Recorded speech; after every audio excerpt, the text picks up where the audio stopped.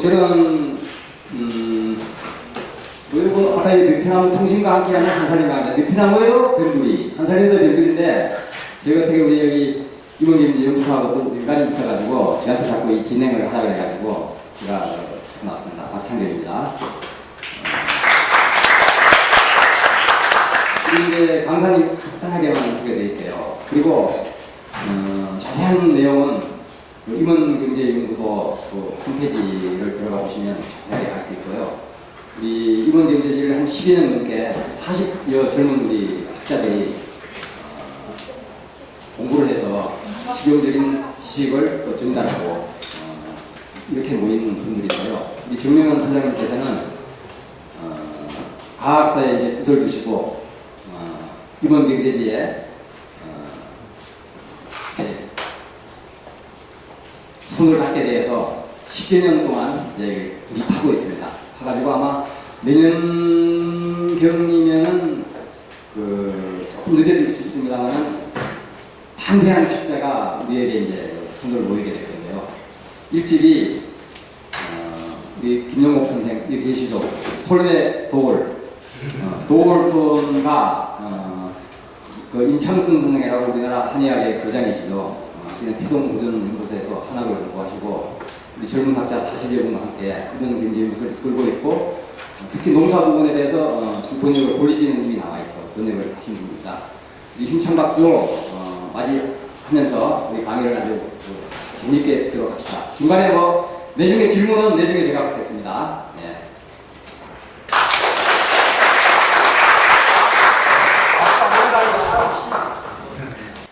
안녕하십니까, 정명현입니다. 제가 지방에서 강의하기는 두 번째인데요. 작년에 평화가 깃든 밥상에서 한번 했고 올해 지금 옵니다. 괴산에만 인연이 어떻게 돼서 두 번째 하게 됐습니다. 저를 여기까지 모셔주셔서 여러분들께 감사드립니다.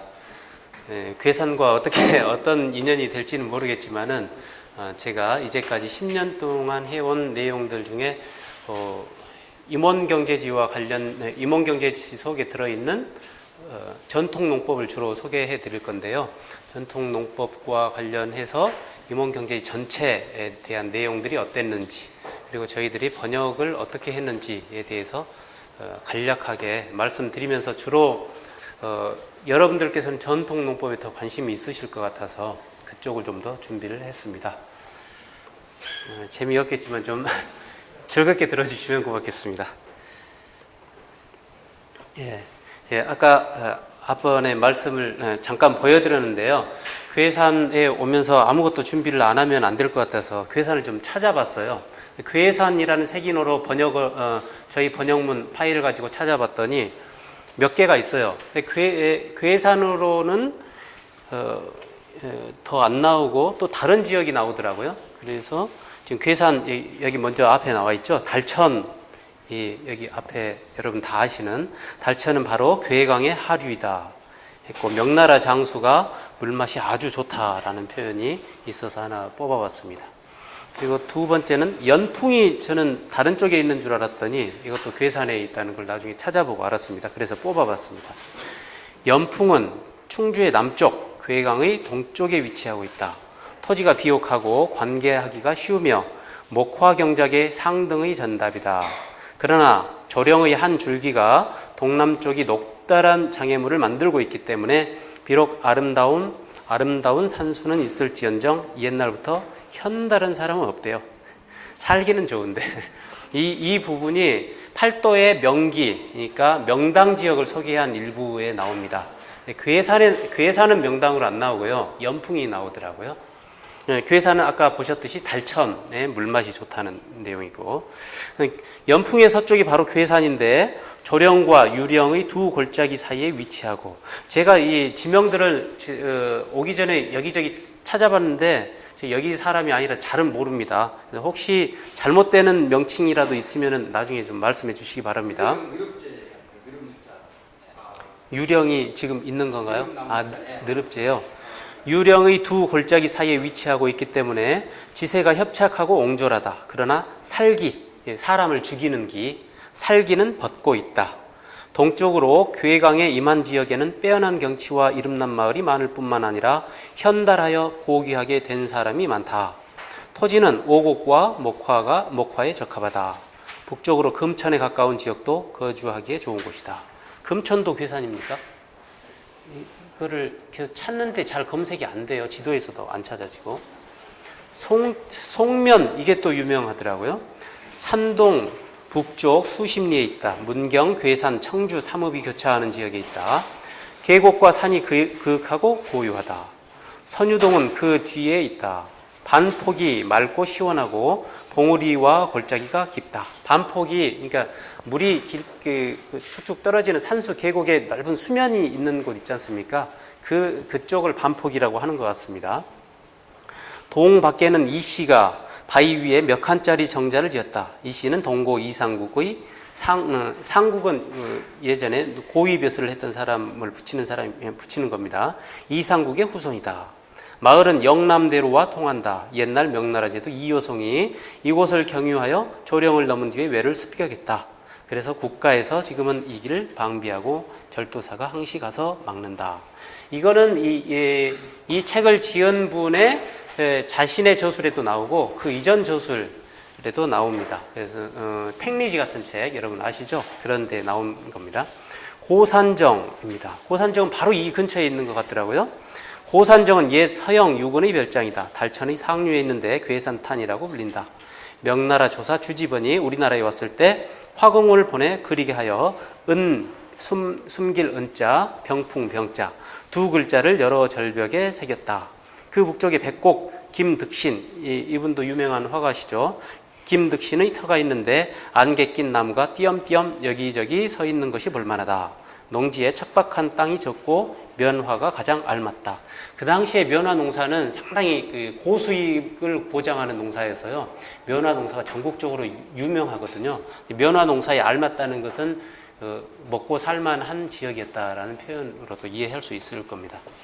마지막에는 달천 상류는 괴산의 괴탄이다. 그 위에 고산정이 있고 유군의 벼럽이라고 했고요.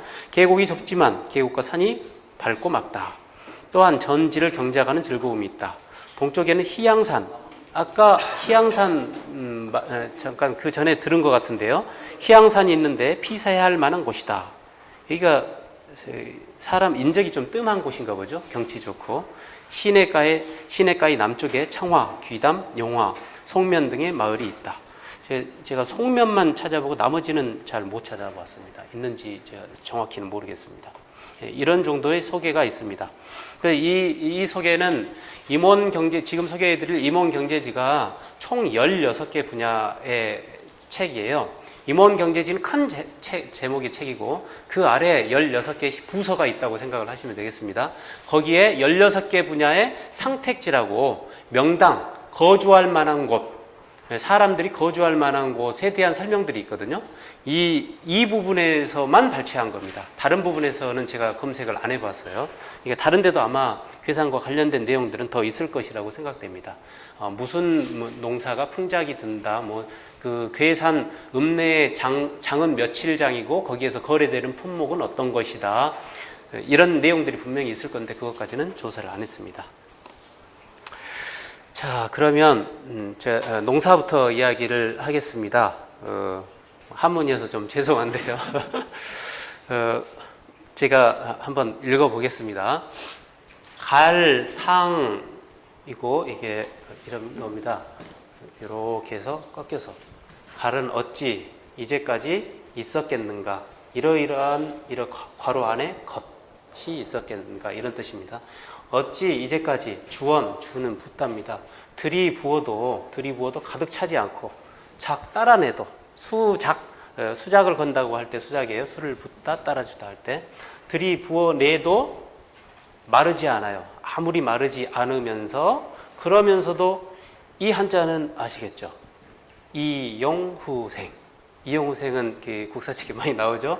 쓰임을 이롭게 하고 삶을 풍요롭게 하는데 근본부터 쉼이 없는 것, 그침이 없는 것 중에서 마치 이러이러한 것, 같을 여자예요. 마치 농사가 최고가 됨, 농사가 최고인 것만 하는 게 이제까지 어떤 것이라도 있었겠는가 이런 말입니다. 괜찮죠 말? 이게 저자가 서유구입니다. 서유구가 27세에 과거에 합격을 했어요. 과거의 합격도 그냥 그 직부 전시라고 하거든요. 그 이전에 과거 이전의 시험을 계속 보다가 성적이 좋으면 바로 전시는 이제 최종 과거죠. 과거의 마지막 차죠. 바로 전시로 갈 수 있는 권한을 줍니다. 그걸 직부 전시라고 하는데요. 직부 전시를 통해서 바로 과거 합격하게 되죠. 그러니까 과거 시험을 형식적으로만 봤지 합격은 정해져 있는 뭐 이런 거죠. 이때 27세의 과거를 합격하자마자 한 달 뒤에 초계문신이라고 있어요. 초계문신은 정조 때 새로 그 규장각도 만들고 새로운 학문의 정예부대를 만들잖아요. 정조 임금이 다 정조 때 활동했습니다. 정조 때의 활동을 할 때 규장각 초계문신이라는 게 있는데 젊은 문신들을 계속 양성을 했어요. 한 달에 몇 번씩 시험을 봤거든요. 그 시험에서 바로 제목이 농입니다. 제목이 농이고 이 농이라는 제목으로 정조가 낸 문제 중에 답을 한 글에서 나온 말입니다. 이게 제가 글자는 세보지 않았지만 정조가 낸 한자 문제는 1000자가 넘어요. 문제가. 답글로는 얘가 서유구 답이 한 3,500자 정도 된 것 같습니다. 다산정약용도 또 같이 답을 했는데요. 정약용도 약 2,000자 정도 썼던 것 같아요. 27세에 이런 생각을 갖고 있었다는 것은 제가 너무나 이 글귀를 좋아하기 때문에 뽑아서 해봤습니다. 자, 그 다음 한번 보시고요. 그러니까 젊은 시절의 농사를 생각한 겁니다. 그 다음 것은 서유구가 62세에 어느 정도 정리했던 농서입니다. 행포지라고요.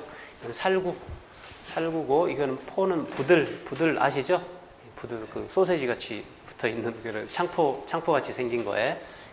살구나 부들이 살구 꽃이 피고 구들이 싹이 날 때, 이때 농사할 시작할 시기이다라는 옛 구절이 있어요. 그 말을 빌어서 행포지라고 자신의 농서를 이렇게 이름 지었습니다.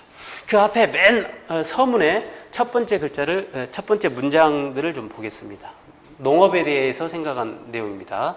이제 자신의 생각이 원숙해졌을 때입니다. 여기는 한번 같이 따라 읽어볼까요? 심심하시니까. 제가 앞에 컴마까지 읽을 테니까요. 큰 소리로 한번 따라 해보십시오. 금, 부, 거, 천하지물. 이, 국이, 통, 우주. 긍입니다. 긍고금. 불가, 일일 결자. 수귀, 최호. 예, 밑에 번역은 다 있으니까 이제 천하의 사물을 들어서 그 중에 우주를 통관하고 고금을 통관하다. 이 글자하고 이 글자는 같습니다. 그러니까 우주니까 공간이죠. 고금은 시간이고 시간과 공간을 통틀어서 요 구자는 타동사인데요. 저 뒤에까지 걸려요. 좀 더 길어요, 목적어가. 시간과 공간을 통틀어서 불가 일일 결자, 하루라도 결석이잖아요. 하루라도 빠뜨릴 수 없는 것 중에서 구한다면 어느 것이 최고가 되는가 이랬습니다. 천하의 사물을 들어서 시공을 통틀어서 어떤 것이 으뜸인가 그랬습니다. 여러분은 어떤 게 으뜸이라고 생각하시나요? 짠! 뭡니까? 곡식이다. 하루라도 빠뜨릴 수 없는 거. 여러분들 밥 빠뜨릴 수 없잖아요. 곡식이라면 이 상추, 쑥갓 이런 게 아니라 쌀, 조, 콩 이런 곡물을 말하는 겁니다. 곡식이다. 그 다음입니다. 그 다음 문장입니다. 한 번 더 읽어볼까요? 금, 부, 거, 천하지사. 이, 국이, 통, 우주, 금, 고금. 무, 귀, 천, 지우, 불가, 일일, 매연자.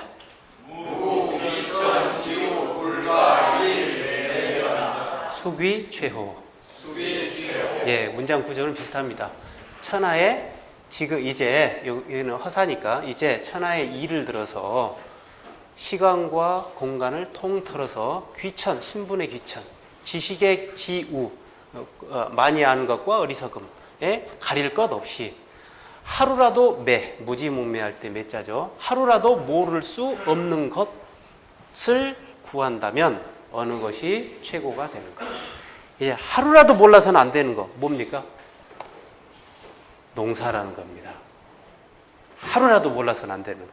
그런데 이 말을 왜 했겠어요, 이 사람이? 그 당시에 사람들이 대부분 농사에 대해서 관심을 안 갖고 있으니까 이 말을 했을 거 아니에요? 62세에 한 말입니다. 제가 이 말들이 너무 좋아서 강의할 때마다 읽히고 외우게 하고 그렇습니다. 이 정도 농사를 이 정도로 평가한다면 그래도 들어줄만 하죠. 평생은 아니지만 거의 30대 이후에 돌아가실 때까지 농사를 아주 중요하게 여겼던 분이고 아마 조선 500년 역사의 최대의 농학자라고 해도 과언이 아닙니다. 자, 이제 임원경제지의 내용을 간략하게 보고요. 여기는 그냥 그때 자료를 드린다고 했는데 자료는 준비 안 하신 거죠. 임원경제지가 총 어떤 내용인지 간략하게 소개해 드리는 것을 저희들이 보내드렸는데 자료는 안 갖고 계신 것 같아요. 가능하면 그 내용들은 좀 줄이고 하겠습니다. 저희가 2003년부터 완역 작업을 시작을 했는데요. 혹시 지금 그 젊으신 분들은 기억하실지 모르겠어요. 국사교과서에 서유구의 임원경제지라는 말이 나와요. 농촌생활백과사전이다 뭐 이런 식의 수식어를 곁들여서 제가 고등학교 다닐 때 그런 것을 분명히 외웠기 때문에 이제 저는 과학사 전공하면서 농업기술사를 공부하고 싶어 했는데요. 석사 과정에서 자산어보라는 책을 어류서입니다. 자산어보로 분석을 하고서 박사 과정에 들어왔습니다. 그래서 박사 과정에서 이 책을 좀 봤는데 주목해서 봤는데 책이 정말 엄청나고 거대합니다. 글자도 많고요. 그래서 이제 조금씩 보니까 그 속에 뭐가 있는 것 같아요. 대단한 게 있는 것 같아요.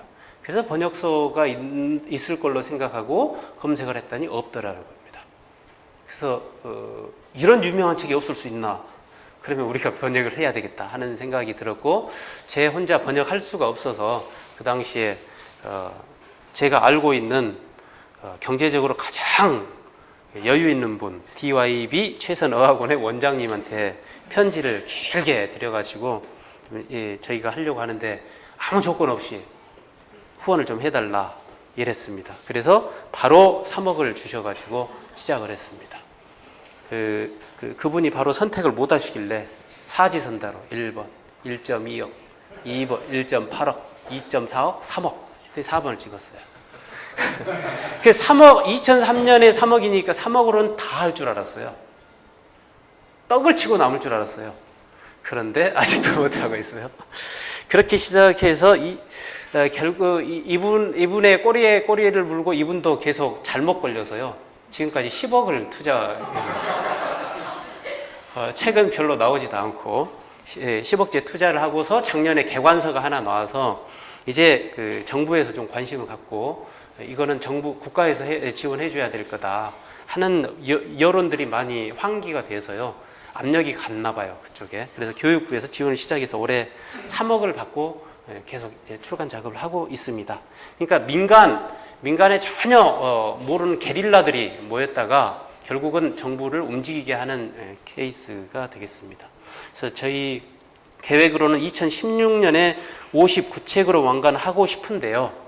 지금 교육부에서 3억 준 걸로는 10년을 더 해야 됩니다. 이 수준으로는. 그래서 어떻게 될지는 모르겠습니다. 16년에 저희는 하고 싶은데. 이 책이 원본입니다. 오사카에 있고요. 지금은 아마 사간 것 같아요. 뺏어가지는 않았어요. 이게 아주 오리지널 원본이라서 여기에 바꾼 표시, 편집한 내용들이 다 그대로 되어 있어서 이걸 보면은 그 당시에 거의 200년 전에 편집 내용을 볼 수 있고 그분들하고 대화하는 느낌이 듭니다. 저희 네 사람이 작년에 가서 한번 이 책 전체를 스캔해 왔습니다. 이거는 서울대 규장각에 있습니다. 서울대 규장각에 가장 양이 많아요. 지금 총 54책인데요. 여기에 52책이 있어요. 규장각에. 여러분 책 보시면 책이 대체로 총 16개에다가 17개로 나눴어요. 어디가 가장 높은지 보시죠? 보이시죠? 네, 여기입니다. 여기는 의학적. 동의보감보다 20만 자가 더 많습니다. 여기는 두 번째로 높죠. 이건 농업. 농업 쪽에 곡물농사만. 야채는 여기 없습니다. 야채는 여기 다음. 나무는 여기 화훼. 여기는 나무. 농사 부분만 여기서부터 여기까지입니다. 7개의 파트가 농사 부분이에요. 나머지는 이제 의학도 있고, 집짓기도 있고, 문화예술도 있고, 이런 겁니다. 뒤에서 잠깐 보겠습니다. 근데 여기에 쭉 둘러보면, 여기가 좀 색깔이 좀 도드라지죠? 앞에 좀 진하죠? 왜 그럴까요? 제 맨 앞책이에요. 1책. 여러분, 수학 정석이나 성문 종합영어 보신 기억 나죠? 네, 앞에만 까맣죠? 항상 명사에서 가다가 더 이상 안 넘어가고. 여기에도 책이 많으니까 계속 여기에 목차가 들어있어요. 목차 있고 인용 서목이 들어있어요. 이것만 분석가 다 끝났어요. 계속. 물론 이제 이 내용을 또 더 분석하신 분들도 있습니다만 주로 접근한다 하면 여기만 하다 끝났다고요. 그거 우리 학계 현 주소를 보여주는 겁니다. 임원경제지 무슨 뜻일까? 임원은 수풀림 동산원, 그러니까 산림경제도 들어보셨죠? 산림이란 뜻이고 시골이란 뜻이기도 합니다. 그러니까 그러니까 산림, 시골 다 포함하니까 시골로 생각하시죠. 향촌, 시골. 경제는 운영하는 것이니까 나라를 운영하면 나라 경제, 집안을 운영하면 지방 경제니까요. 그러니까 산림의 가정을 운영하는 것에 관한 지는 기록이란 뜻입니다. 뜻지자가 말수머니 앞에 붙어 있으면 기록이란 뜻과 같이 통용되거든요. 그것에 관한 기록 이런 뜻입니다. 크게. 그래서 이제 원래 책 제목이 임원이고 여기가 16으로 되어 있어요. 임원 16지로도 들어보셨을 겁니다. 16지라는 것은 시골에 관련된 16개에 관한 기록 이런 뜻이겠죠. 이 책이 풍석 서유구가 실용학을 모은 것이고, 그거를 이제 아까 말씀드린 걸 좀 더 풀면은 사대부가, 이때는 일반인들은 안 들어갑니다. 상민, 노비들은 안 들어갑니다. 한문은 못 읽으니까. 사대부가 시골에서 자급적 삶을 영위하는 데 필요한 지식, 정보, 모음집 정도로 현대적으로 풀 수가 있을 것 같습니다. 여기에 보면 이 내용에 자급 뭐 이런 데 좀 꽂히죠. 눈에 확 들어오죠. 과연 그 당시에도 자급을 했을까 하는 생각이 들죠. 서문에 이런 내용이 나옵니다. 예전에 선비들은 다 벼슬 하는데 주력을 했죠. 어려서부터 사자, 소학, 천자문 뭐해서 차례차례 사서상경 이렇게 계속 올라가잖아요. 평생 이제 경학, 경세학, 나라 운영서 경세학은 이런 책들을 주로 공부를 합니다. 평생. 그러니까 세상을 구제하는 데는 거기와 관련된 지식들은 엄청 많아요. 근데 실제로 조선의 벼슬자리가 몇 개나 되겠어요? 전체 인구 대비하면 그렇게 많지는 않잖아요.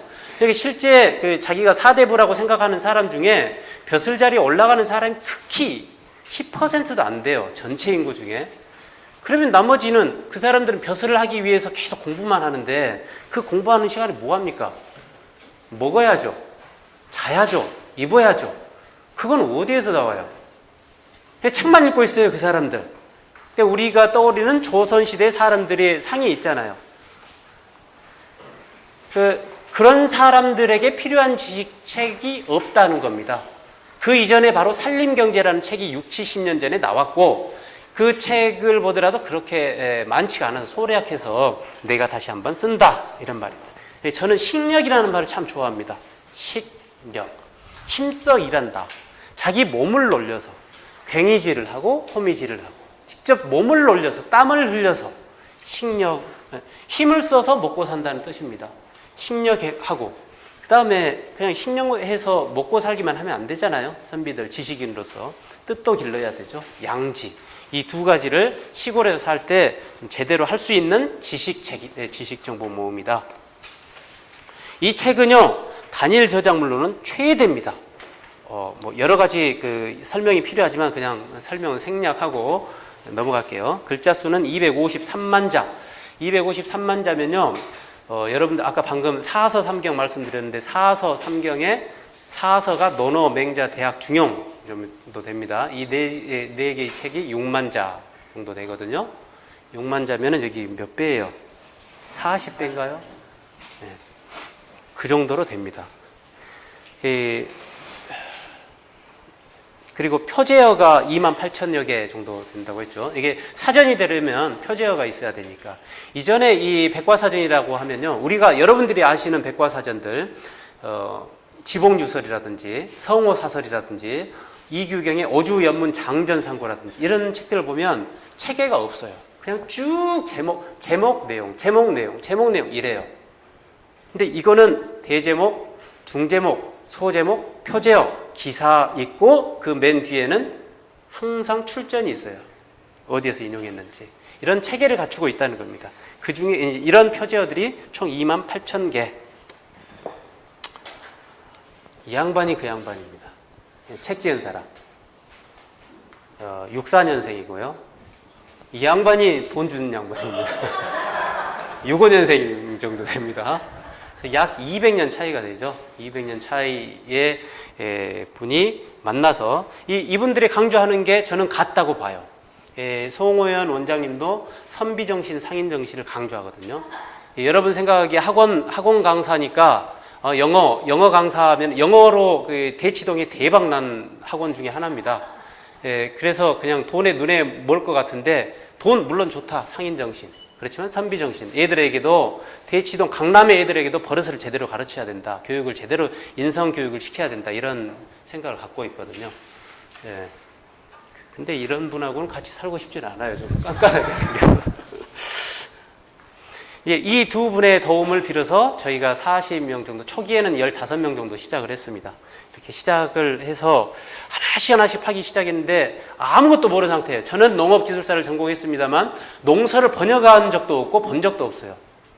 그렇게 시작했어요. 호미를 한자로 뭐로 표현하는지도 몰라요. 그러니까 얼마나 답답했겠어요. 같이 모인 분들은 다 문사철, 문학, 사학, 철학 하는 사람들입니다. 여기는 다 기술서예요. 뭐 의학에 대한 침을 얼마나 꽂아야 된다든지, 탕약을 어떻게 조제해야 된다든지, 탕약 조제할 때 어떤 약재, 인삼은 몇 돈을 넣는다든지, 이런 세부적인 거. 밭갈이 할 때는 얼마 깊이로 넣는다든지, 그 폭은 얼마 된다든지, 언제 밭갈이를 해야 되는지, 제초 시기는 어떻게, 언제인지, 어떻게 제초를 해야 되는지, 이런 것들이에요. 아주 세부적인 것들이죠. 선비들은 신경 안 쓸 내용들이죠, 옛날에는. 이런 내용들만 있으니까 저희들 200년이 격해 있기 때문에 더 그런지도 모르죠. 200년이 격해 있으면서 농사도 한번 지어본 사람들이 없기 때문에 더 힘들었습니다, 번역에. 그런데 이제 하나씩 역시 여러 사람들이 모여서 하면은 이제 되긴 되더라고요. 조금씩 파져요. 이렇게 보물을 캐내기 시작했습니다. 작년에 나온 개관서고, 개관서가 아마 돌아가는데 잠깐 구경이라도 하시기 바랍니다. 총 1631페이지입니다.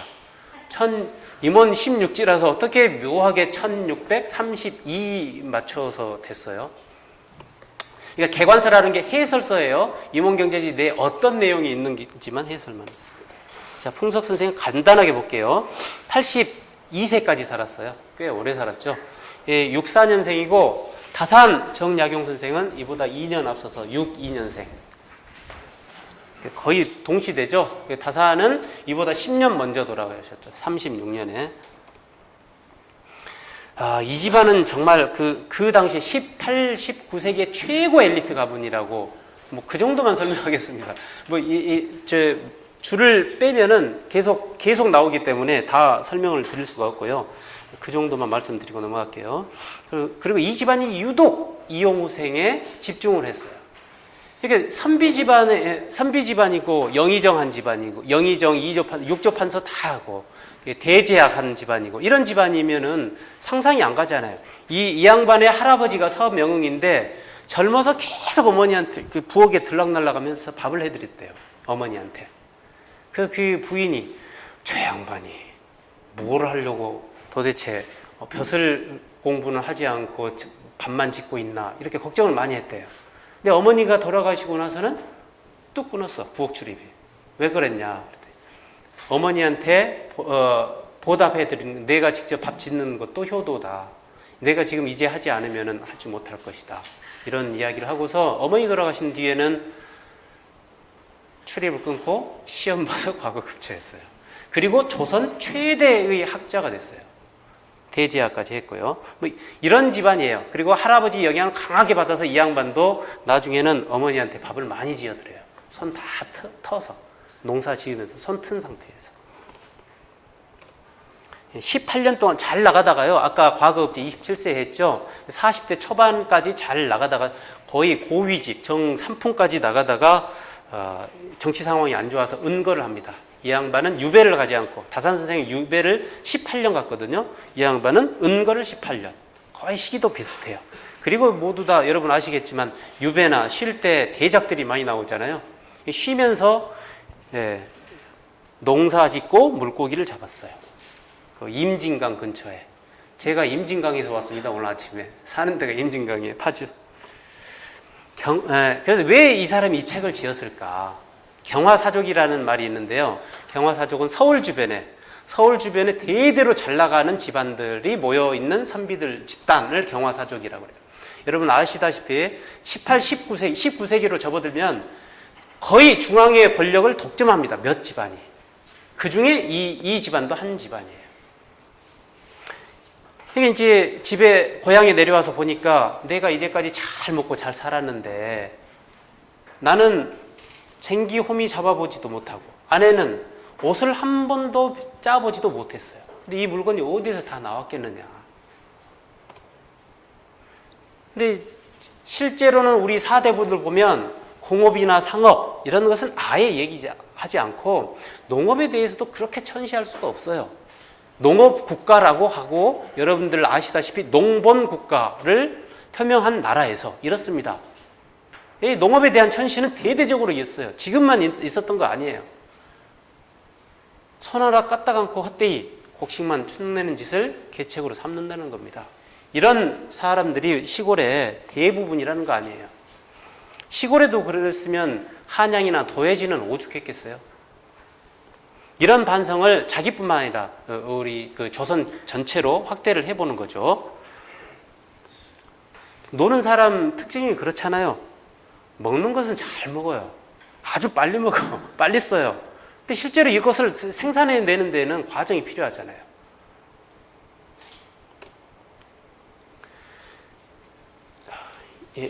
이런 말이 이제 아주 뼈아픈 말입니다. 헛되이 곡식만 축내면서 세상에 보탬이 되지 않는 자 중에 저수라는 선비가 실제로 으뜸이다. 제가 저 컴퓨터 앞에 앉아있으면 항상 찔립니다. 그래서 요새 대부분 현대인들이 컴퓨터 앞에서 뭐를 하고, 제가 참 안타까운 게 그 SK 같은 대리점들이 전국에 각각의 산재에 있잖아요.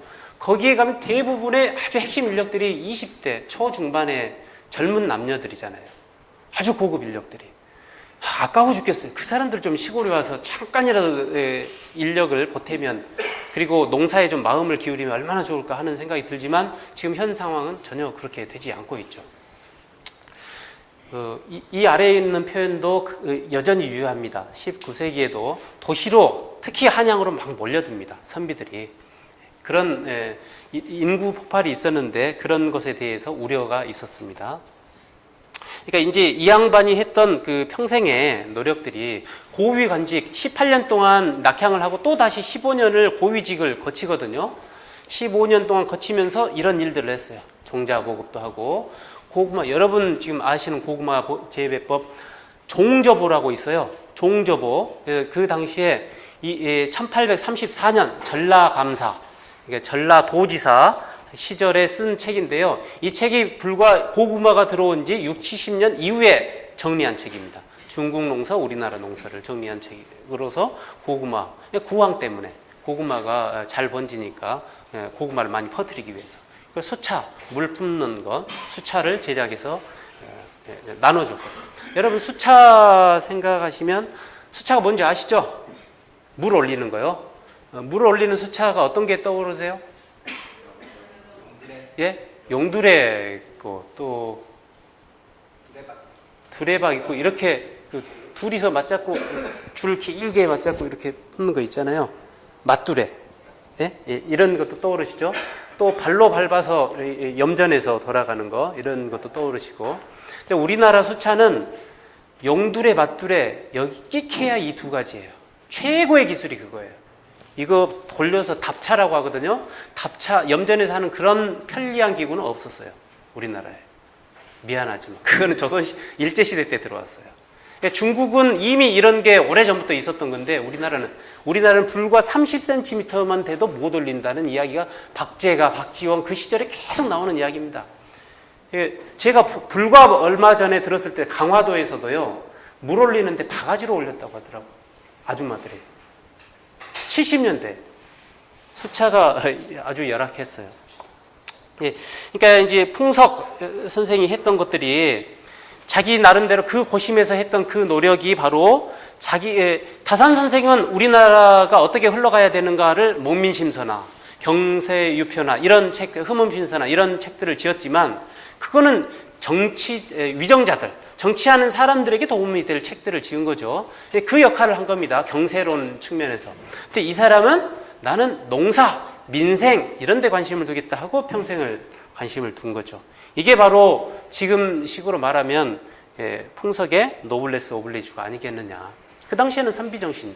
그 시절에 자기가 선비로서 할 수 있는, 민중을 위해서 할 수 있는 최대한의 선비정신을 발휘했다고 저는 판단을 합니다. 자, 내용은 이제 봅니다. 내용 받으셨죠? 제가 좀 휘리릭 넘어갈게요. 여기는 볼리지는 곡식농사, 아까 말씀드렸죠. 13권짜리. 거기 곡식농사고 일반 농사의 전체적인 내용들이 다 나와 있어서요. 그게 개관서 정도 됩니다. 농서에. 두 번째, 관유지는 약초, 채소, 약초 농사. 화훼하는 것도 따로 예원지에 있습니다. 여기에는 옆에 화면들은 역사 스페셜에서 방영했던 것을 캡처한 겁니다. 여기 볼리지예요. 견종법이라는 게 있거든요. 견이 도랑이라는 뜻이에요. 도랑의 파종, 도랑에 재배하는 방법, 견종법입니다. 이 방법을 서유구 선생이 가장 강조해서 반농법으로 강조했던 겁니다. 지금 번역으로는 골재배법 정도가 될 겁니다. 그걸 간략하게 좀 볼게요. 원래 이게 중국에서 나왔던 거거든요. 여러분들 지금 여러분들께서는 농사 전문가시고, 그러니까 제가 할 말은 없습니다만 저는 문헌을 통해서만 좀 말씀드리겠습니다. 중국의 대전법이라는 게 있는데 대전법이 바로 고랑에다 재배하는 거거든요. 고랑에다가 이렇게 일척을 총 여기서부터 여기까지 일보예요. 6척이에요. 6척에다가 여기 그 쟁기를 0.8척 정도 넓이가 0.8척 되는 쟁기를 가지고 쭉 밀어요. 쭉 밀고 가면 여기가 골이 파지겠죠. 그러면 자연스럽게 이쪽에 두둑이 생기고요. 여기도 마찬가지로 이렇게 3개씩 만듭니다. 3개씩 만들고 바로 여기에다 뿌리는 거예요. 그러면 이건 그냥 도회적으로 보면 여기 폭이 23cm, 높이도 23cm. 그럼 상당히 높죠? 이 정도 돼요. 그죠? 이런 데다가 씨앗을 몇 개 뿌린다는 거예요. 여러분 이렇게 재배하는 거 보셨습니까? 지금 모두 다 두둑이 하잖아요. 그 당시에도 다 두둑이 하니까 두둑이 하면은 안 좋은 점들을 조목조목 나열하면서 이렇게 해보자는 겁니다. 그리고 본인이 실제로 굉장한 많은 실험을 했습니다. 제가 파주에서 지금 해보는 겁니다. 이렇게 쭉 지금 쟁기가 없어서 제 몸으로 때웠어요. 쭉 고랑을 쭉 파나갔잖아요. 이렇게 쭉 파서 138m 여기에서부터 여기까지 일보로 하고 여기서부터 쭉 가서 100보 138m를 가면 그걸 일묘라고 합니다. 일묘. 그 일묘를 여기 100배로 쫙 넓히면 정사각형이 되겠죠. 그러니까 사방에 이쪽 138m 저쪽 138m 그렇게 한 게 바로 여러분 정전법 들어보셨습니까? 중국의 정전법이 9개 그 우물 모양으로 만드는 정전법이 우물로 만드는 9구획이 나오잖아요. 9구획 중에 한 구획이 나와요. 그게 백묘예요. 옛날에 그 주나라 때는 그걸 받았다는 겁니다. 백묘를. 그게 약 5, 6천 평이 됩니다. 한 가구가 5, 6천 평 바꿔서 자급자족해서 살아갔던 거죠. 이제 그 이후로는 이 제도, 정전 제도는 시행되지 않았습니다. 근데 그 정전 제도를 기본으로 해서 만든 거 바로 이런 견종법입니다. 대부분 화북농법이에요. 화북. 북쪽, 북경 쪽 있는데 강남 농법이 아니에요. 이거는 비가 많이 오는 데가 아니라서. 제 텃밭에서 밀, 보리 이런 게 견종법에 좋다고 하고 조가 또 좋다고 합니다. 그거를 한번 해봤습니다. 밀 싹 나오는 거를 비가 맞아서 좀 허물어지고 작년에 책 쓰느라고 제 아들이 걸음 주고 있습니다. 밀하고 그 보리에는 서유구 선생 이야기로는 오줌이 최고라고 했어요. 다른 걸음보다. 그래서 오줌 주는 기계를 따로 자기가 설계를 해서 소개도 하고 있어요. 그래서 저도 오줌을 줘봤어요. 둘째 아들도 자기도 하겠다고 걸음을 쭉 준 형태입니다. 이게 바로 요맥차거든요. 걸음 주는 거. 아주 간단해요. 원리는. 근데 이런 것을 개발해서 제시를 했다는 것은 상당히 평가할 만하죠. 그러니까 이제 아까 말씀드렸듯이 제초 이렇게 풀이 두둑에 많이 나잖아요. 풀이. 이거를 싹 긁어내면 이쪽이 저절로 북주기가 돼요. 그러니까 제초 및 북주기가 동시에 샥 긁어내면 서서 앉아서 할 필요도 없어요. 그러니까 이거는 좀 좁은데 좀 넓어요. 그리고 중국에서 했던 방식은 여기에 소가 여기로 걸어가고 가볍게 후치질을 한다고 해요. 후치, 작은 쟁기죠. 조그만 거. 그걸 여기 쭉 밀어가요. 그러면 그냥 넘어가서 여기 바로 북죽이 되는 거죠. 그런 방식입니다. 정지 작업을 제가 좀 파서 이렇게 나중에 이제 원래 모양이 바뀌었죠. 두둑이 고랑이 되고 고랑이 두둑이 되는 이런 꼴이라는 겁니다. 그러면 이제 이때쯤 되면은 여기에 장마가 와도 처음엔 초기에는 봄에는 비를 많이 받아야 되잖아요. 그러니까 이게 고랑이 되면 더 좋죠. 근데 이때쯤 되면 장마가 온단 말이에요. 장마 올 때는 이게 슉 빠지겠죠. 이렇게 됩니다. 여러분들 이제 농사 전문가시니까 제가 하나씩 읽겠습니다. 다른 분들한테는 그냥 안 읽고 넘어갔었는데요. 만종법, 견종법인데 만종법이 아까 그 두둑에 넓게 거의 그 발로 뿌리는 거 이 적종법이라고 하는데 이렇게 뭐 다 하시는 분도 있겠죠. 이렇게 해서 씨앗 넣는 거. 그렇거나 그냥 뿌려요. 그 당시에는 그냥 뿌려요. 그걸 만종법이라고 해요. 그러면 이제 거기에다 하면 발화율이 낮다. 건조하니까. 근데 그 견종법은 거기에 반대라는 겁니다. 습기가 있기 때문에 발화가 쉽다. 제초 노동력이 많이 든다. 그냥 뿌렸기 때문에 규칙적이지 않잖아요. 근데 아까 말씀드렸고 제초와 북주기를 동시에 할 수 있다. 불균이라는 파종 때문에 통풍이 안 된다. 근데 통풍이 잘 된다. 걸음주기가 비효율적이다.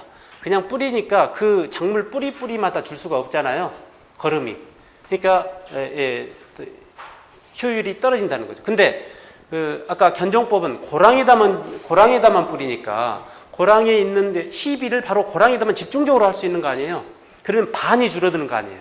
이쪽 두둑에다는 할 필요가 없으니까 그런 측면에서 걸음주기가 비효율적이라는 겁니다.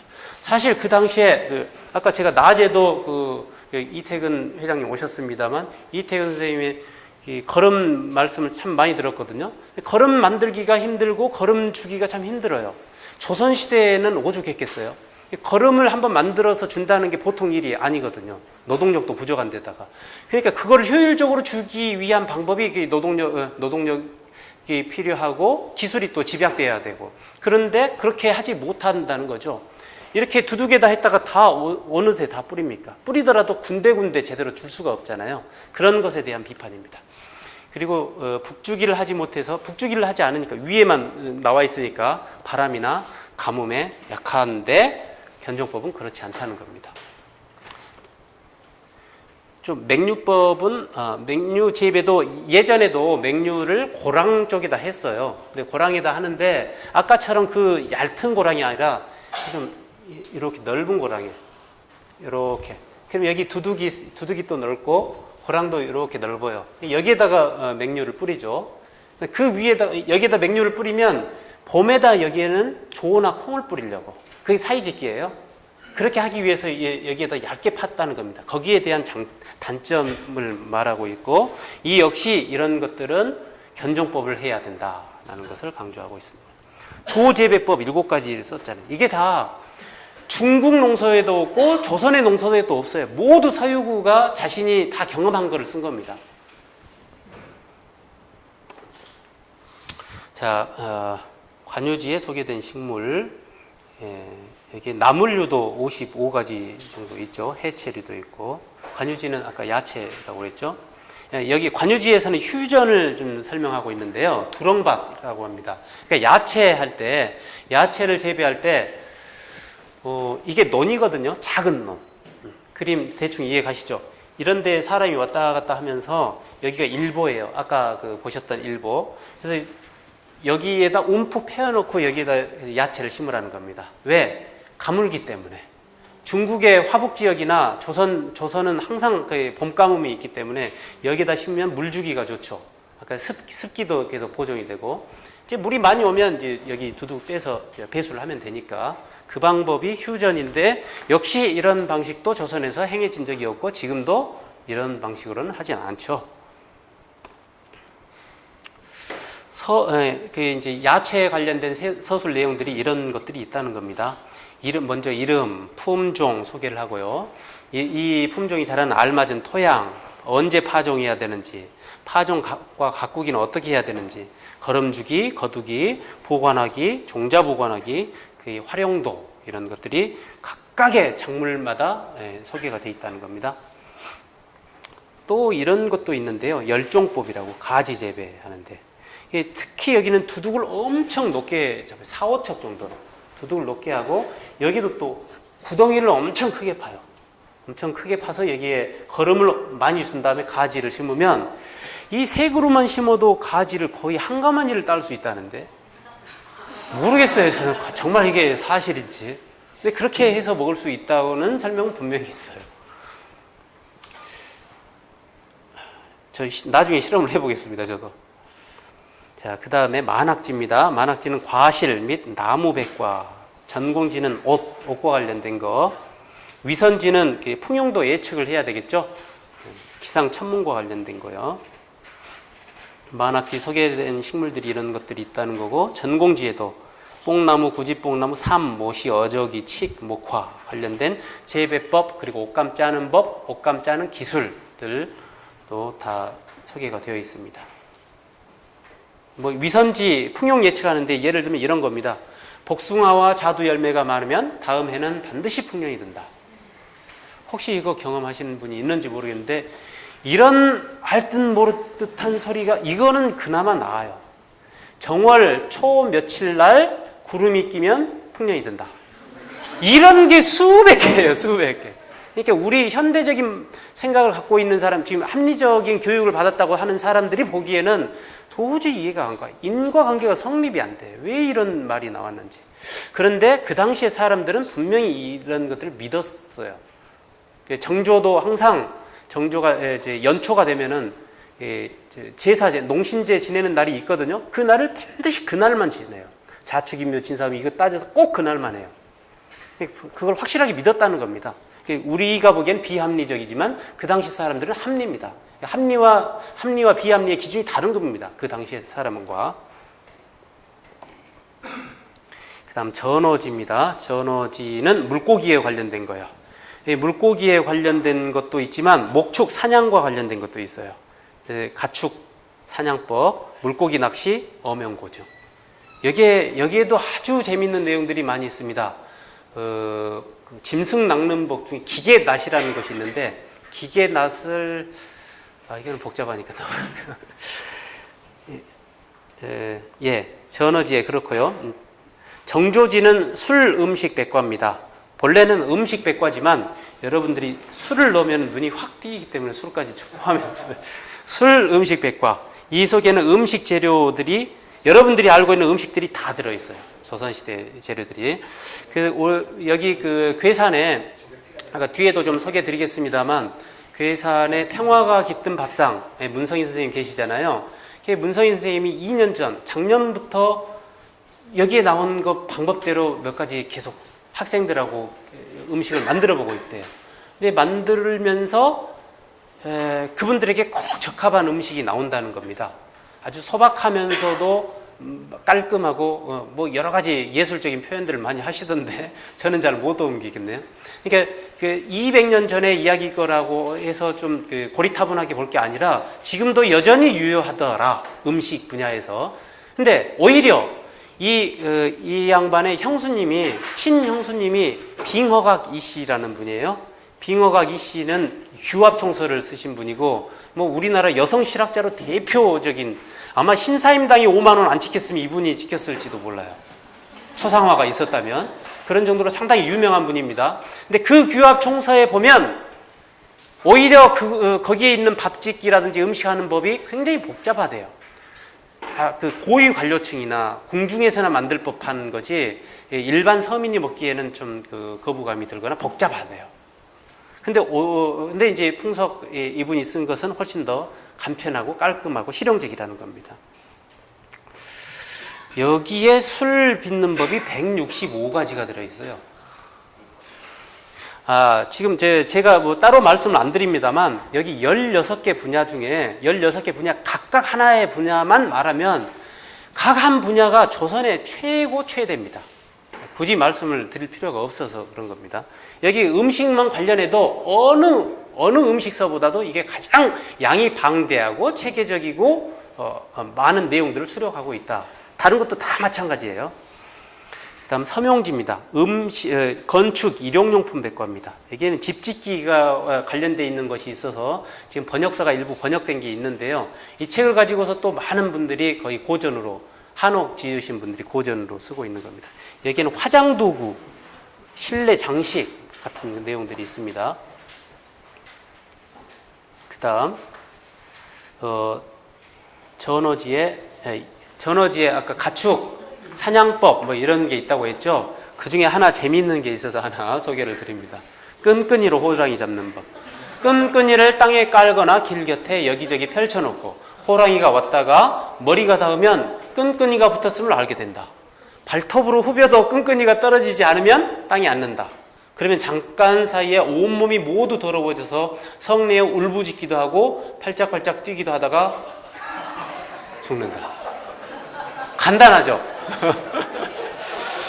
이렇게 잡을 수 있을까 했는데, 제가 몇 년 전에 TV에서 한번 보기를 고양이 등에다가 스카치 테이프를 이렇게 샥 한쪽에 붙여놓은 걸 봤어요. 그랬더니 전혀 균형을 못 잡고 비틀비틀 하더라고요.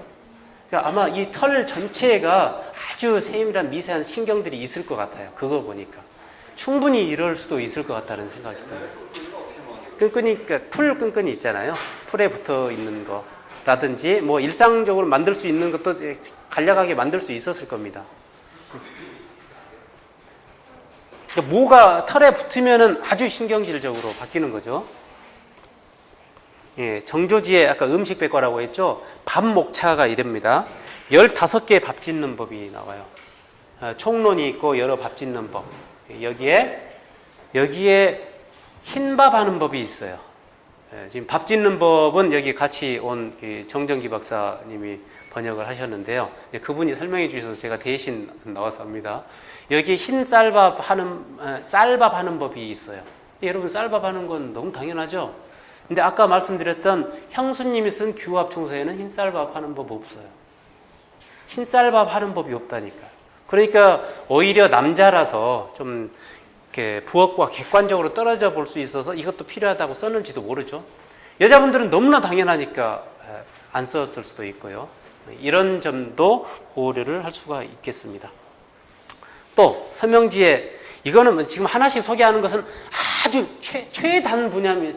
아주 최단 아래쪽에 있는 기사들입니다. 큰 분야가 아니에요.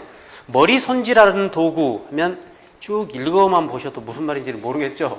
그렇지만 여성들의 그 머리 뭐 빗치개라든지 얼레빗이라든지 참빗, 민자 뭐 이렇게 가르마 타는 거, 이런 세심한 것들까지 다. 또 화장대 보세요. 화장대는 남성 화장대, 여성 화장대 다 소개가 돼 있어요. 남성 화장대는 아주 간단해요. 뭐 머리 빗는 거 몇 개밖에 없어요. 여성 화장대는 아주 세밀하게 설명이 묘사가 돼 있습니다. 그거 보면 만들 수 있어요. 이 짓을 왜 했을까? 여성 화장대까지. 보양지입니다. 보양지 건강백과 이거는 이제 예방의학이겠죠. 그리고 인재지는 의학백과 치료의학 아까 말씀드렸던 인재지입니다. 향례지 마을에서 사니까 가정의례도 필요하겠죠. 그리고 유예지입니다. 선비들은 예전부터 6예를 갖추어야 된다고 합니다. 예, 악, 사, 어, 서, 수. 예, 악, 음악, 활쏘기, 수학, 말타기 이런 것들이요. 기예들 그런 것과 관련된 내용들이죠. 이게 지금 우리가 번역할 수 있는 것들은요. 학자들이 한문 배웠다고 하는 사람들이 번역할 수 있는 것은 기껏해야 이 정도예요. 유예지 정도 일부를 할 수 있어요. 이것도.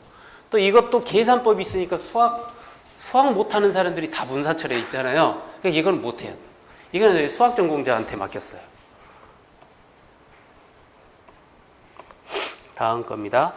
이윤지 문화예술백과 이게 이제 좀 폼나게 사는 법입니다. 이거는 거기에 보면 뭐 아주 좋은 것들이 많이 있어요. 명승유람도 있고 각종 연회와 놀이 이런 데 또 필히 박혀서 이런 데 보면 금강산 유람할 때 필요한 도구 짱깨 그 철가방 같은 것도 있습니다. 여기에 그 차를 끓일 수 있게 바로 그 도구가 마련되어 있는 것도 있어요. 어찌 보면 좀 사치스러울 수도 있는 내용들이기도 합니다. 상택지는 아까 말씀드렸죠. 예규지가 이제 맨 마지막 거거든요. 재테크, 돈벌이. 여기에 아까 상인정신과 선비정신 말씀드렸잖아요. 상인정신도 버리지 말라는 겁니다. 자기 처자식을 제대로 못 먹여 살리면 장사라도 하라는 겁니다. 농사를 하면 좋지만 농사를 못하면 장인이라도 되고 그렇지 않으면 장사라도 하라는 거예요. 그래서 상인은 권장은 못하지만 그래도 맨 마지막에 두어서 필요한 지식으로 둔다. 여기에 재테크의 첫째 재산 증식 방법에 가장 좋은 방법이 소개되어 있어요. 뭐일 것 같아요? 부동산. 농지 사야지. 그 당시에는 농지가 최고입니다. 부동산을 사들이라는 내용이 있습니다. 전국에 명당들이 있는데요. 아까 소개해드린 내용 중입니다. 바로 경기도가 가장 많고 충청도가 그 다음입니다. 왜 그럴까요? 함경도는 경치가 안 좋아서 그럴까요? 서울하고 가깝기 때문에. 여차하면 왕한테 뛰어가야 되거든. 경기도에 가장 근처에 많이 살다 보니까 좋은 데를 많이 찾아놓고 충청도에도 보니까 정말 좋은 곳이 많이 소개되어 있더군요. 자, 예규지 하나를 좀 볼게요. 예규지 아까 상업에 관련된 거라고 그랬죠. 그래서 전국을 총 7호선으로 나눴어요. 서울을 중심으로. 서울과 부산, 서울과 의주, 서울과 목포 이런 식으로. 그 중에 하나 네 번째 제4호선을 보면 서울의 동남으로 부산까지 경사 서울에서 한강지나 판교, 용인 쭉 가서 여기 괴산 있을까? 쭉 어디 괴산이 보이시나요? 요거 보이시나요? 여기 괴산. 여기는 아깝게 지선이네요. 본선이 아니라. 괴산 그 옆에가 연풍. 괴산에서 연풍까지 여기 사라고 써 있네요. 사리, 여기도 사리. 이렇게.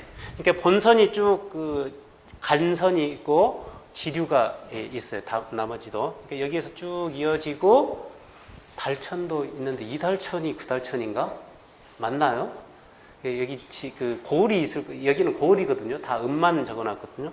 달천을 통해서 일이 쭉 갔는데 아직 안 끝났네. 또 이어지죠. 쭉 가서 아직도 덜 끝났어요. 대구까지 왔죠. 지선이 소개되어 있고 그리고 마지막에 동네 부산까지 각각의 거리를 쭉 더하면 거리가 얼마나 되는지 알고 왜 이런 것을 써놓느냐. 장사를 하려면 기일에 맞춰야 됐잖아요. 그 신용이 중요하니까 거리를 미리 알려주고서 기일을 어기지 말도록 하는 취지에서. 그리고 전국에 서울에서 총 8호선을 만들 뿐만 아니라 각각의 도에서도 그 주변의 거리, 읍하고 거리가 얼마나 되는지도 다 적어놨어요. 충청도만 뽑았습니다. 호서. 이게 공주. 괴산은 어디 있습니까? 쭉 보면 여기 있네. 괴산. 공주하고 괴산 사이에 여기 거꾸로 뒤에서 봐야 돼요. 18, 여기 0이 생략됐다고 봐야 됩니다. 180리. 이런 표시입니다. 공주하고 옥천 사이는 110리. 그러면 이제 괴산하고 각 지역하고 모두 거리를 알 수 있겠죠? 괴산을 보면은 쭉 보는데요. 여기 끊어졌네. 끊어졌으면 여기 괴산이 또 있으니까 여기서부터 이리 쭉 보면 다 충청도의 모든 거리가 다 나와요. 그리고 마지막으로는 여기에 여기는 지역이 너무 많아서 그 다음 장에 있네요. 여기가 경사가 있어요. 서울이 있어요. 어느 지역이든 서울과의 거리가 또 다 적혀 있어요. 마지막에는 이렇게 치밀하게 어디에서 정보를 찾았는지는 모르겠지만 이렇게 치밀하게 적었다는 겁니다. 이 정도가 임원 경제지 전체에 들어있는 개괄적인 내용입니다. 그럼 저희가 임원 경제지를 번역하면 현대적으로 어떻게 활용하느냐, 관심은 주로 이제 저희뿐만 아니라 여러분들도 그런 걸 텐데 여기에 대해서 좀 간략하게 한 15분, 20분 정도만 보겠습니다. 현대적인 활용, 학술 분야에서는 뭐 도움이 될 것은 분명한데 그걸 굳이 이 자리에서 말씀을 안 드리겠습니다. 그래서 도시농업의 새 고전이 되고 있습니다. 여러분들이 이제 오늘 처음 들어보신 분도 있겠지만 임원경제지 미리 아시는 분들은 이런 지금 현대 농법에 대한 반향이 많이 있기 때문에 반작용이 많이 있기 때문에 여러저러 문제에 대한 새로운 대안을 모색하기 위해서 이 괴산 같은 데에서 유기농의 운동이 적극적으로 일어나는 거 아닙니까? 이런 측면에서 이 도시농업이 지금 활성화되어 있는 것은 다 여러분들도 아시고 이런 상황에 도시농업의 육성 및 지원에 관한 법률이 제정되어 있어요. 이것도 아시겠죠? 그래서 각 지자체에서는 이거를 제대로 하도록 지원을 해줘야 돼요. 법률로 지정이 되어 있어요. 근데 거기에 보면 조건이 생활 환경이 오염되지 아니하도록 힘써야 된다. 저희 도시 사는 사람들 자기들은 오염되기는 싫은 거죠. 제대로 농약 쓰지 말고 화학 비료 쓰지 말고 이렇게 하라는 거거든요. 지금 흑살림에서 대대적으로 하고 있는 그런 방식하고 똑같이 흑살림에서 하는 것처럼 그러면 우리 조선에도 수천 년 동안 농사를 지어왔는데 조선에도 유기농이 없었을까? 예전에는 다 유기농이었잖아요. 그러니까 거기로 다시 한번 돌아가서 우리 조상들은 어떻게 지었는지를 찾아보려고 하는 생각들이 자연스럽게 생기겠죠. 그런 측면들이 이제 조금씩 여기저기에서 생겨나고 있습니다. 텃밭 보급소 같은 데에서도 전통 농업을 복원하기 위해서 다각적으로 모색하고 저희하고도 여러 논의도 하고 있고요. 오늘 흑과도시 포럼이 여기 괴산에 흑살림 주최로 있었거든요. 그래서 제가 거기도 잠깐 참석을 했는데 흑과도시 포럼에서도 마찬가지 도시를 이제 살려야 된다는 취지에서 여기에서 이제 이시재 이사장님께서 말씀하시는 내용을 제가 좀 뽑아봤습니다. 도시농업에 대한 근원적인 탐색과 정보 공유를 목적으로 서해구 선생이 200여 년 전 스스로 농사를 지으며 생각했던 농사의 기본 가치와 농사 짓는 법 등을 자세하게 기록해 놓은 임원경제지와 같은 고전들을 읽고 토론하면서 도시농업에 대한 철학적 가치와 지속 가능한 실천 방안들을 모색하고자 한다 하는 걸로 이제 고전에서도 한번 관심을 기울여 볼 필요가 있겠다는 측면이 있다는 겁니다. 출판도시, 파주에 출판도시가 있는데 거기에서 출판도시를 농업과 연계시켜서 하려는 시도도 있다는 겁니다. 전통 농법에 이제 밭으로 보면 사이짓기, 한자로는 간종입니다. 그루가리, 아예 통째로 벼를 아예 갈아엎고서 그 다음에 조나 콩을 심는 것, 이런 그루가리, 섞어짓기, 여러 작물을 섞는 것, 혼종, 이런 농법이 있었고, 논에서는 모내기법이나 물이 없는 곳에다가 밭벼는 아닌데 물이 없는 곳에다가 일단 뿌려놓고 나중에 비가 많이 오면 물을 채워넣는 그런 방식입니다. 그게 건파, 건부종입니다. 이런 방식들이 계속 개발되어 왔습니다. 전통 농법으로. 그래서 이제 그 중에 견종법이라는 것은 워낙 우리에게 없었으니까 소개를 하려고 했던 것이고, 또 하나는 구종법이라는 게 있는데 구종법도 구덩이 파서 아주 작은 땅에다가 할 수 있는 겁니다. 가뭄 대비에 최선이고 자투리 땅을 활용할 수 있는, 그리고 소농들에게 적합한 이런 방식에서 소개를 합니다. 역시 구덩이를 파기 때문에요, 거름을 구덩이에다만 주거든요. 그래서 거름 효과가 좋고 물주기도 좋고 제초가 쉽고 북주기도 쉽다. 여러 장점들이 있다. 예, 뭐다 보시겠지만 아시겠지만 이렇게 그림으로만 걸음을 주고 씨앗을 뿌리고 그러면 이제 제초가 좀 작년에 가뭄이 많이 심했었던 때 저희 밭에서는 아주 시험작이라서 조그마한 거여서 그렇지만 그래도 파릇파릇 잘 살았었습니다. 이제 농사는 넘어가서 이제 전통 음식을 재현하는 움직임도 있다. 문성인 선생님 여기에 규합청서, 음식디미방, 궁중음식 등 음식에 관한 옛 문헌들이 많지만 그 책의 내용들이 손이 많이 가고 복잡한 요리들이어서 자연 요리로 요즘에 맞게 풀어낸 어려움이 많았다. 그런데 임원경제지는 그렇지 않았다 하는 내용이 있죠. 전통주에 대해서도 관심이 많고 여러분 뭐 이건 굳이 설명할 필요가 없을 것 같습니다. 이렇게 술을 빚고 품평회도 하는 게 아주 활발하게 정조지에 아까 165개 술이 있다고 했는데요. 그 중에 청주 종류만 17가지. 그 중에 우리는 부이주 하나만 계속 빚어보고 있어요. 부이주. 이렇게 걸러서 촥 만들어서 마셔보면 맛있습니다. 오늘 못 가져왔어요. 죄송합니다. 이제 이렇게 술을 만들어서 계속 여러분들에게 드리면 반응이 이래요. 먼저 임원경제지 있는 그대로 만들었다. 그러면 일단 거기에 뻑가요. 고전에 근거했구나. 그게 이제 신뢰가 확 생기잖아요. 근데 맛을 보고는 또 이거 맛은 일반 시중 막걸리하고 다르다 하는 것에 또 뻑가요. 그 다음엔 바로 어떻게 만드냐는 거예요. 바로 쳐들어와요. 근데 이게 저희들이 계속 강좌를 할 수는 없어서 세 번째까지는 못 하고 있습니다. 계속 기회 될 때 조금씩 만들어서 드리고만 있습니다. 전통 한옥에도 아까 말씀이 드렸죠. 견습생의 교과서가 될 정도로 많이 보고 있습니다. 이건 전체 번역은 아니고 일부 건축과 관련된 내용들을 번역한 책입니다. 이제 임원경제지가 전체 번역이 되면 여러 가지로 확대 재생산이 될 거예요. 뭐 만화로도 만들 거고. 지금 올해는 만화 서유구라고 파주시장님이 이걸 한번 만들어 보라고 해서 지금 하고 있습니다. 파주시에서 만들면은 좀 재미가 없을 것 같잖아요.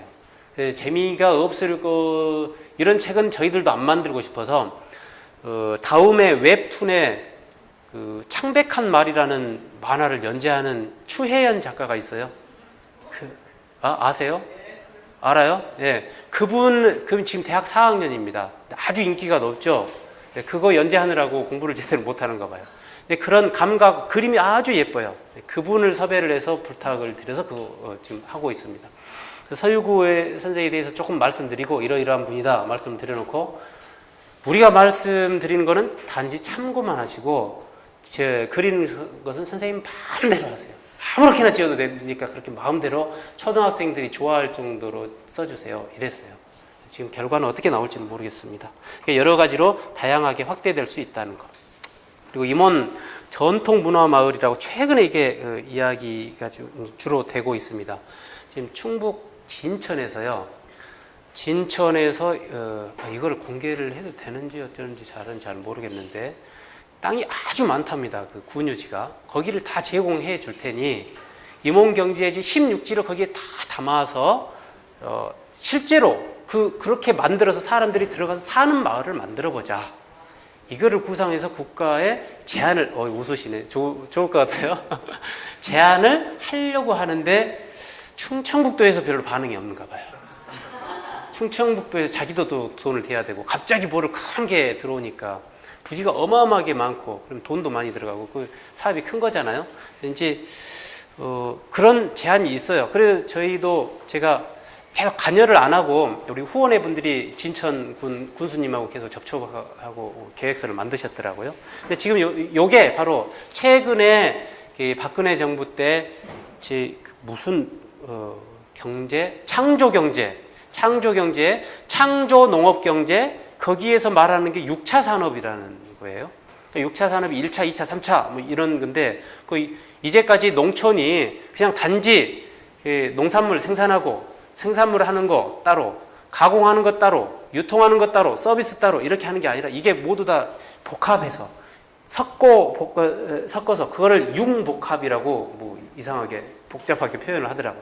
그렇게 만들어 보자는 게 지금 요새 최근의 취지입니다. 농업에서. 근데 거기에 관광, 컨텐츠, 전통, 문화, 농업 이런 것과 관련 지어서 임원경제지 컨텐츠가 좋을 것 같다고 주목을 한 거죠. 충북에서. 충북에서 가장 주목을 많이 하고 있습니다. 괴산에서도 주목을 많이 하고 있습니다. 그래서 괴산 군수 임각수 군수님께서 작년에 저희 책이 나왔을 때 서울에까지 오셨어요. 출판 기념회 할 때 세종문화회관으로. 그만큼 관심을 많이 보이고 계십니다. 괴산에서도. 그래서 그런 관심들이 있었기 때문에 오늘 이런 자리도 있지 않았나 하는 생각이 듭니다. 그래서 이제 전통 문화 마을이 비록 그 진천에서 시도가 안 되고 실패하더라도 언젠가는 뭐 될 것이다라는 생각이 있어서 이 말씀을 드리면 다 좋겠다 해보자 그런 분위기가 있으니까요. 공감대가 형성이 되어 있으니까 테마파크로 좀 줄여서 특별하게 몇 개만 박물관을 만들어도 살아있는 박물관 라이브 뮤지엄으로 이렇게 해도 만들 수 있겠다. 또 아까 말씀드렸던 정전 같은 것도 하나 크게 만들어 보면 좋겠다. 정전제는 이제까지 논의는 조선시대에도 논의가 많이 있었지만 실제로 정전제를 어떻게 했는지 모르거든요. 잘. 이게 말이 많아요. 하나 만들어서 이랬다 하고 중국에도 없어요. 지금 그런 모델이. 하나 만들면 좋겠다 하는 생각이 들어서 정전 모델이 이 정도 됩니다. 아까 말씀드린 게 요게 100묘인데요. 한 사람, 한 가구가 하는데 총 9개고 여기 가운데만 공전 같이 공동 경작을 해서 이건 국가에 세금을 바쳐요. 여기에 경작은 다 자기 거. 여기다 집 짓고 조그맣게 5묘 정도의 집을 짓고 여기에다 뭐 뽕나무도 심고 뭐 여기는 관리를 자기가 알아서 합니다. 다만 공동 경작을 이렇게. 그러면 총 얼마겠습니까? 세금이 9개 중에 하나니까 9분의 1인가요? 아니면 하나, 둘, 셋, 넷, 다섯, 여덟 가구가 하나를 하니까 8분의 1인가요? 헷갈리시네. 그러니까 어쨌든 전체를 보면 9분의 1인 것 같지만 각자 노동력을 분담하면 8분의 1 정도 되는 것 같죠? 그러면 10분의 1도 안 되면 세금이 굉장히 낮은 거잖아요. 예전에는 이상적인 세금이 10분의 1. 그래서 여러분 아시다시피 반타작이라는 말이 있잖아요. 예전에 지주들하고 반반씩 나눴잖아요. 그때는 세금이 50% 아니에요. 거기에 비하면 뭐 이거는 아주 낮은 세금이잖아요. 이렇게도 해볼 수 있겠다. 우리 넓은 데다 하나 만들었으면 좋겠어요. 저게 전체 만들면 한 5만 5천 병 정도 돼요. 농지만. 번역을 해 나가면 각국에도 우리 19세기에도 이런 문화 전통이 있었다는 것을 알릴 수도 있겠다. 그리고 유네스코에도 좀 기록 문화유산으로 등재했으면 좋겠다. 얼마 전에 동의보감이 됐고요. 저희 것도 충분히 될 가능성이 있다고 유네스코 한국위원회에서도 그런 평가를 해주시던데 좀 준비를 저희들이 해서 뭐 몇 년 내에 될 수 있도록 한번 노력을 하려고 합니다.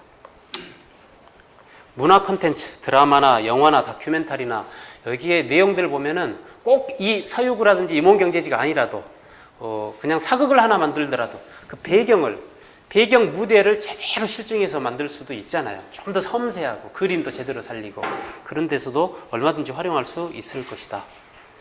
전통 지식의 소스북이다 했는데 이거는 여러분들하고는 좀 관련이 없을지도 모르는데요. 국가적으로는 이게 굉장히 큰 문제거든요. 이게 뭐냐면 나고야 의정서가 이제 곧 발효가 될 건데 앞으로는 생물 자원이 돈이 되는 시대가 온다는 겁니다.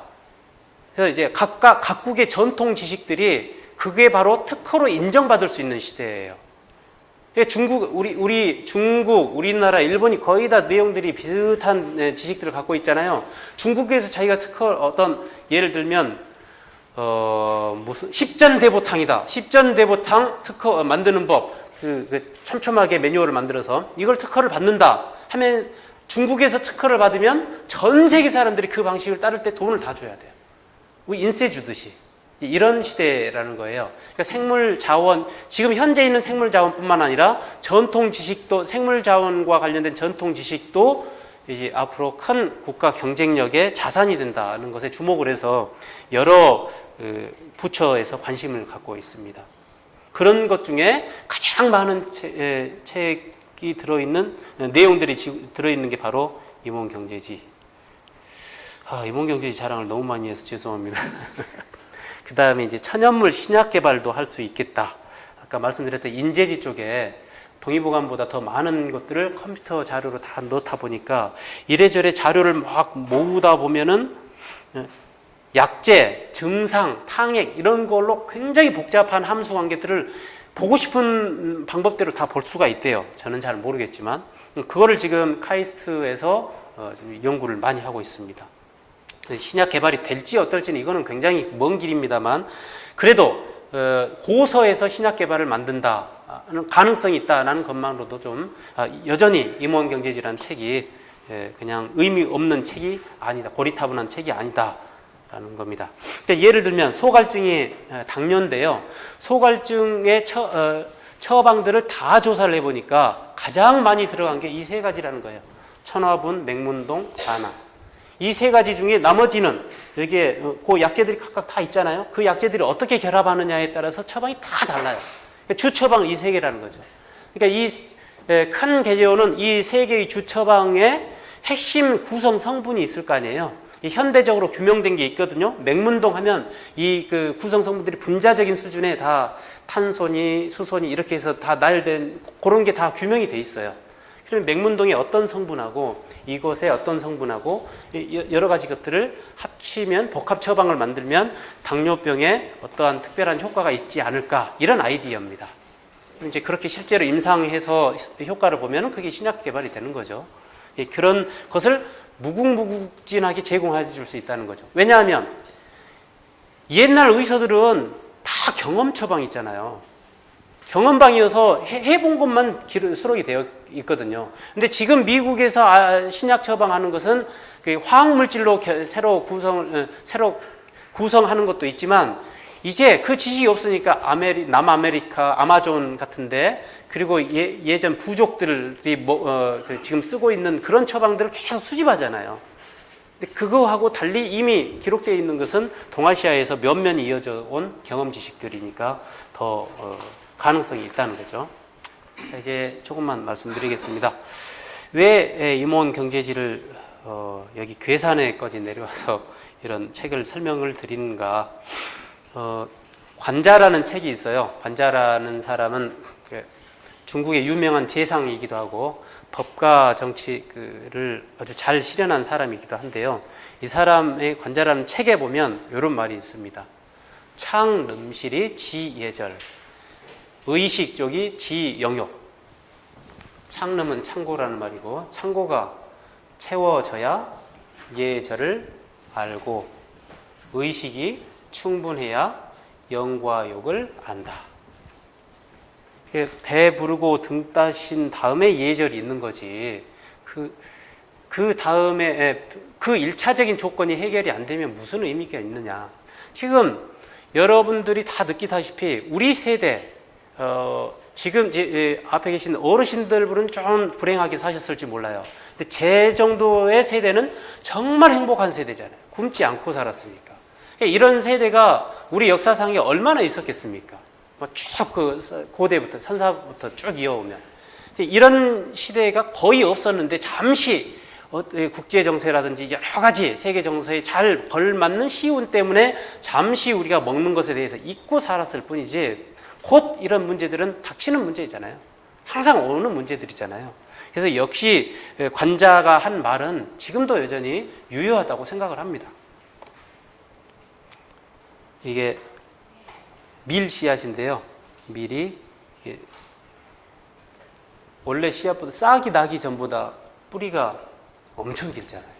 그래야지 그렇게 뿌리를 뻗으니까 키로 재본 거니까 상당히 그죠? 그렇게 뻗으니까 오래되어서 제대로 된 곡식이 풍성하게 열매를 맺을 수 있는 것이지 않습니까? 그래서 임원 경제지도 조선 전통 문화의 컨텐츠들이 굉장히 많이 들어있는데 보물창고 같은 역할을 하는데 아마 이게 번역이 다 되면 한국 문화를 깊이 뿌리 내릴 수 있지 않을까 하는 기대를 해보고요. 동시에 농촌의 이 책 목적이 그렇습니다. 농촌의 일상을 개혁하는 거죠. 일상을 개혁함으로써 국가 경제를 회생시키려는 취지입니다. 19세 여러분들 아시기에 19세기에 얼마나 힘든 세월이었어요. 시기였어요. 그때를 다시 그 일상의 개혁을 통해서 이미 위정자들은 바꾸기 힘든 것 같고 민중들이 바꾸어서 새로운 경제 부흥국을 만들고자 했던 열망이 들어있던 게 이 책입니다. 이몬경제지. 예, 이제 170년 돼서 제대로 살아나고 있는데 이제 단지 이 실용적인 책이라고 해서 그냥 우리가 볼 수 있는 것은 아니고요. 아직 서적들이 몇 가지 나오지 않았습니다. 예, 총 16개 중에 저희가 한 것도 있고 다른 분들이 한 것도 있습니다. 이 책들이 완역이 다 되기 위해서는 정말 번역을 저희들 입장에서는 엄밀하게 정확하게 쉽게 해야 된다고 생각을 하거든요. 그러니까 한번 번역이 나오면 워낙 거질이라 또 번역하기가 힘들어요. 이게 한번 나왔을 때 여러분들이 바로 곧장 사서 일상에서 시도해 볼 수 있을 정도로 쓰면 좋겠다고 생각을 하는데요. 실제로 번역을 하다 보면 참 어려워요, 그게. 이거를 굳이 이렇게 쉽게까지 풀 필요가 있느냐 하는, 예를 들면 맹문동, 아까 맹문동 나왔잖아요. 맹문동을 어떻게 풀어야 될까요? 맹문동으로 해야 될까요? 또 우리말이 있나요? 맹문동에? 길경이라는 한자가 있어요. 길경. 예? 길경은 어떻게 해야 될까요? 길경은 도라지거든요. 길경도 아시는 분도 있죠. 길경이 낫냐 도라지가 낫냐? 뭐가 나와요? 도라지가 낫죠. 근데 도라지면 안 된다는 사람들이 많아요. 한의사들은 그렇게 바꾸기를 싫어해요. 익숙하지를 않아요. 얼마나 쉬운 말이에요. 왜 길경을 도라지로 못 바꾸냐? 근데 이거 싸우는데도 한참 오래 걸려요. 이제 번역하는데 이런 아주 세밀한 데로 들어가면 이런 문제도 있기 때문에 좀 더 저희들은 필사본들이 여러 가지거든요. 아까 소개한 여러 필사본들이 있는 그걸 다 대조를 하고 글자 한 글자 한 글자 다 찾아서 올바른 글자를 찾아내고 또 여기에서 인용한 서적들이 900종 가까이 돼요. 그 900종들 중에 우리가 확보할 수 있는 책들, 대조할 수 있는 것들을 다 대조해서 확보를 하고 베끼는 과정에서 틀리는 게 많이 있으니까요. 그렇게 해서 우선 원본을 제대로 만든 다음에 거기에서 쉬운 번역을 만들려고 하는 과정입니다. 그래야지 여러분들이 좀 더 쉽게 보는 것이고 그래야 저희들이 공부를 함으로써 현대인에게 번역이 바로 새롭게 문명을 만들어낸다는 그런 사명감을 가지고 할 수 있을 것 같아서 그런 취지로 연구를 하고 있습니다. 오랫동안 들어주셔서 감사합니다.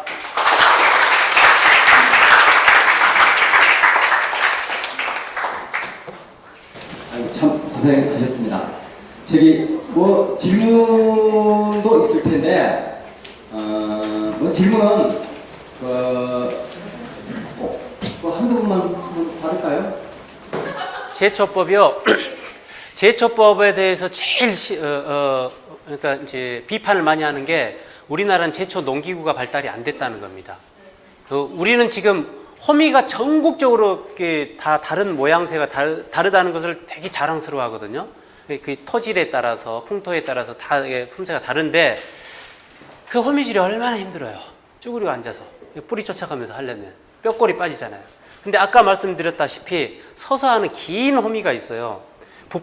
우리나라 북방 지역에도 긴 호미가 있다가 거의 발달이 안 됐어요. 짧은 호미를 가지고 그렇게 긴 메기를 잘했다고 자랑할 필요는 없잖아요. 그걸 바로 서유가 계속 비난하고 있어요. 그렇게 하지 말라는 거예요. 그렇기 위해서 제초를 서서 가능하면 쉽게, 아까 말씀드렸다시피 제초와 동시에 북주기를 한다. 그리고 제초할 때는 풀을 다 뽑은다. 완전히 뿌리채 뽑고서 한 곳에 모아두지 말아라. 모아두면 또 나중에 살아나지 않느냐. 나는 절대 그렇게 안 한다. 이런 말까지도. 반드시 밖에다 버려놓는다. 이런.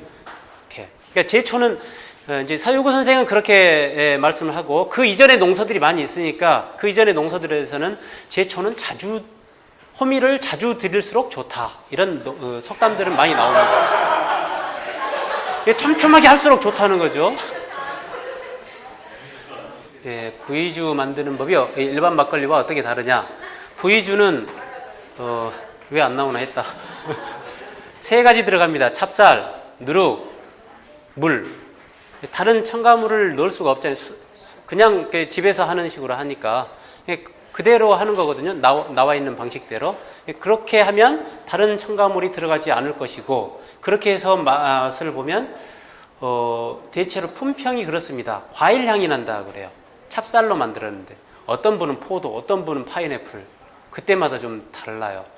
예, 우리 구이부에서는 전통 누룩을 가정에서 밀누룩으로 이렇게 나거든요. 그러니까 전국에 나오는 그 술은 누룩이 한 종이에요. 지금 여러분들 마시는 술은 한 종. 근데 일반 누룩은 그냥 여기 손에 곰팡이도 들어가고 이 집에 지푸라기에도 들어가고 여러 가지가 있잖아요. 그런 것들 조선에 그냥 곳곳에 있는 그 누룩이 들어가는 거죠. 그 누룩 차이가 있다는 겁니다. 아니 뭐 여러 가지 질문이 있으시겠지만 이번 경제지 홈페이지를 가서 질문 남겨주시고요. 너무 시간이 늦어서 이만 소개하겠습니다. 죄송하게 생각하고요. 우리 정명 선생님 참 고생 많이 하셔서 박수 한번. 감사합니다.